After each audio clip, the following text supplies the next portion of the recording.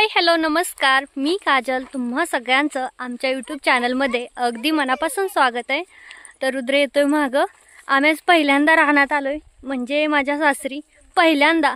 ते पण घरचे नको म्हणत होते, मीच आले मागं लागून, कारण मला यायचं होतं. बघितलंच नाही अजून मी कुठं राहणार वगैरे त्याच्यामुळे. आणि रुद्रला तर अजिबात चालायला येत नाहीये, बांधाने कसा करतोय, अजिबात चाला येत नाहीये. तर म्हटलं चला जाऊया राहण्यात, बघू आता आमचं कोणतं रान आहे. मी अजून आलीच नाही. सगू वांगी कुणाची येते ग एवढी? किर येत आहे का नाही चालायला? ओय हे की चालाय, राहू दे दगड, लय भारी आहे का? राहू दे, रानात गेल्यावर काय करायचं ते करी, लोकांचं नको उचलू. चल चल,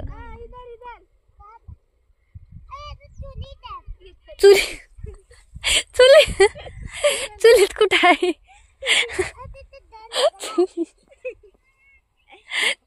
आला का? चल की. येत आहे का नाही तुला चालायला? नाही येत? चुलीत आहे. चुलीत आहे म्हणून येत आहे का चालाय? तुम्हा दोघाला येत आहे चालाय? चला. गावाकडच्या सगळ्याच माणसांना रानात काही ना काही असतंच.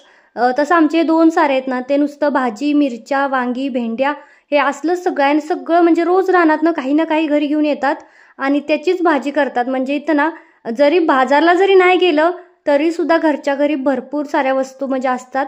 आणि आमची पर्सनली अशी गवार असते, गवारी अर्धा एकर 1 एकर, कारण आम्ही विकतो त्याच्यामुळे.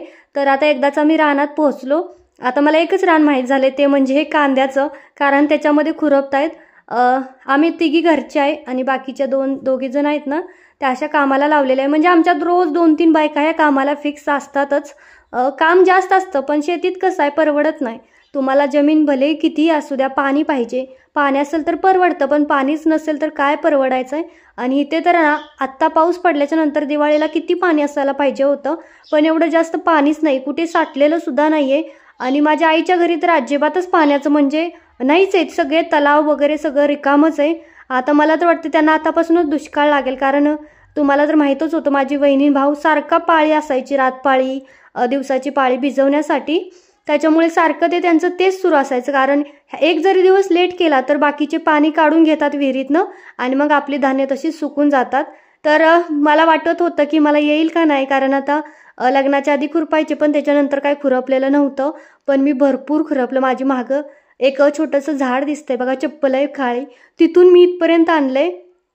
आणि उलट आजच जाऊन मी बायांना ओरडत होती की तुम्ही किती हळूहळू खुरपताय वगैरे, कारण रोजगाराला असल्यानं बायका काय करतात माहितीये, उगच खुरपायचं म्हणून आपलं थोडं एकदम बसतेत मांडी घालून आणि हळूहळू करतात. म्हणजे मला काही खवळायचं नव्हतं, पण मी आता शहरात येऊन सुद्धा मी थोडंसं त्यांच्यापेक्षा जास्त खुरपत होते असं मला वाटत होतं.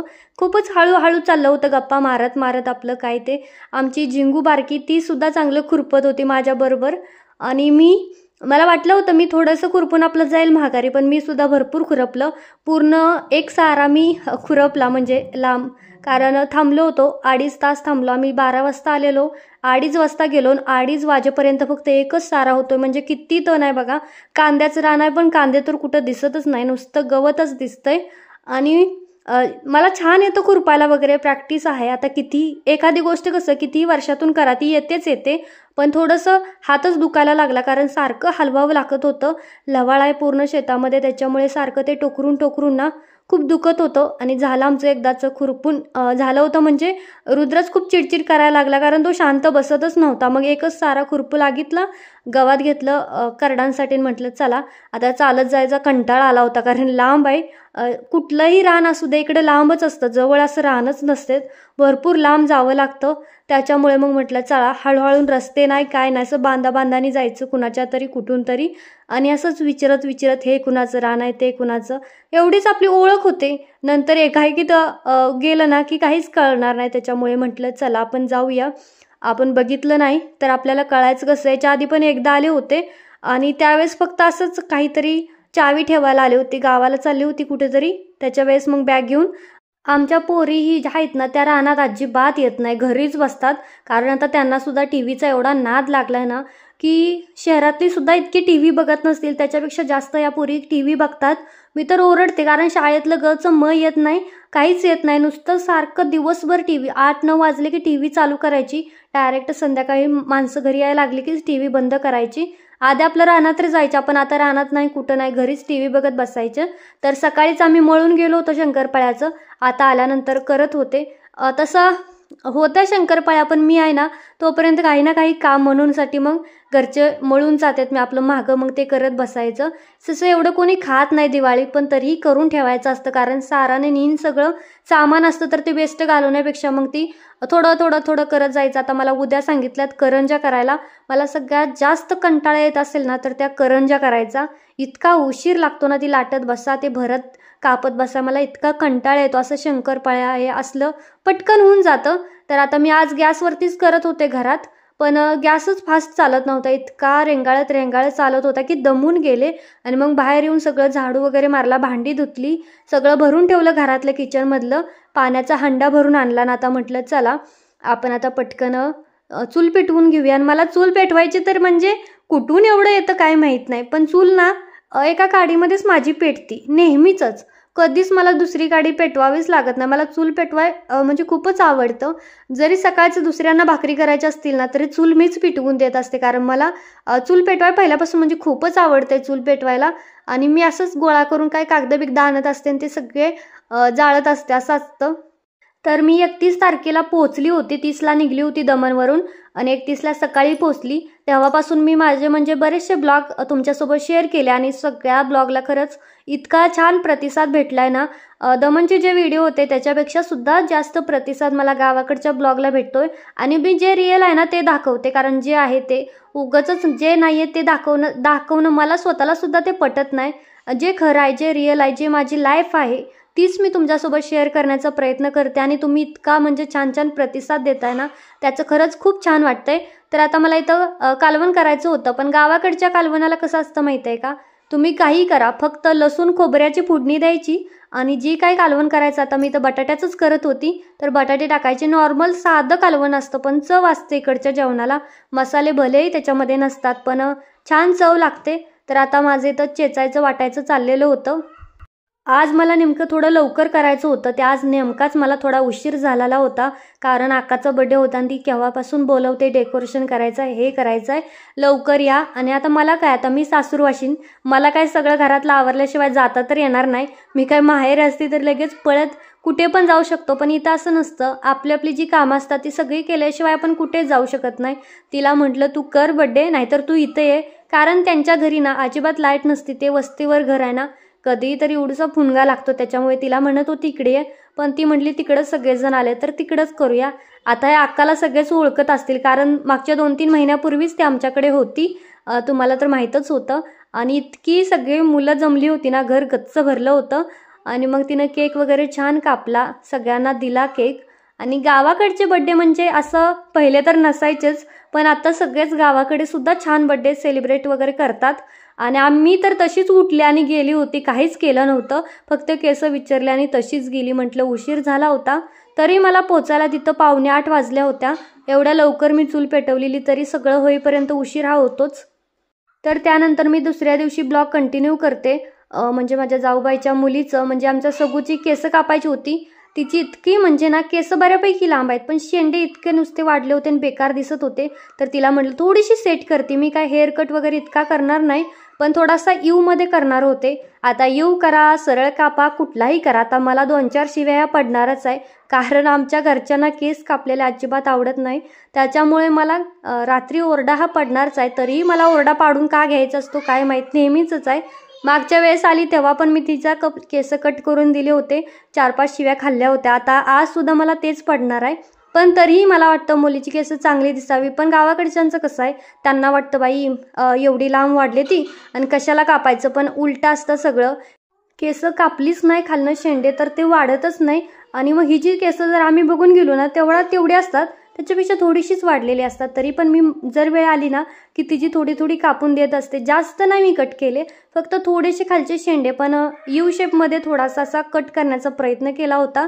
म्हटले यूमध्ये थोडासा देऊ, कारण लहान मुलींना ते छान दिसतात. आणि हिच्या तर कसं आहे बघा, मस्त वाटत होतं. 2 वेण्या पण घालाव्या लागतात ना, छोट्यासा इकडे आणि इकडे, त्याच्यामुळे मग पण करत होते. पण मला हा शिव्या पडणार म्हणजे पडणार संध्याकाळी, कारण आमच्या घरी म्हणजे सगळ्यांना आवडतं, पण आमच्या सासूबाईंना अशी त्यांची लाडाची पोरगी आहे ही, त्याच्यामुळे त्यांना नाही आवडत अशी केस वगैरे कापलेली.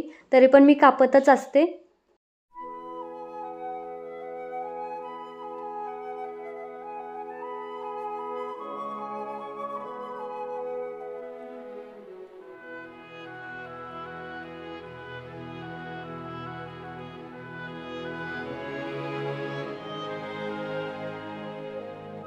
तर आता मी आल्यापासून तुम्ही थोडं थोडं नोटीस करत असाल की माझा ब्लाऊज जो आहे ना हातामध्ये खूप लूज असतो.